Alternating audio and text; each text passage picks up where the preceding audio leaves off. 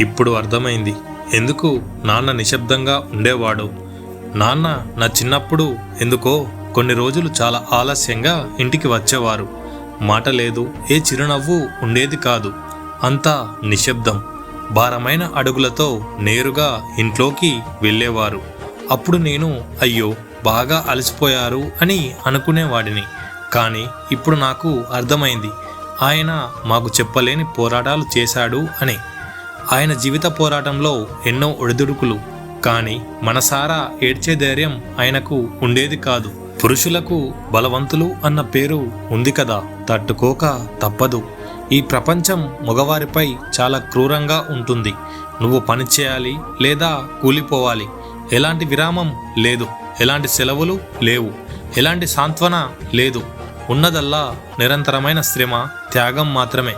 నీ వాళ్ళని పోషించు, రక్షించు, ముందుకు నడిపించు. నీ వెన్నుముక విరిగినా, నీ మనసు కుంగిపోయినా, నీ ప్రాణం నెమ్మదించిపోయినా నేను పెద్దవాడినయ్యాను. నాకు ఇప్పుడు అర్థమైంది.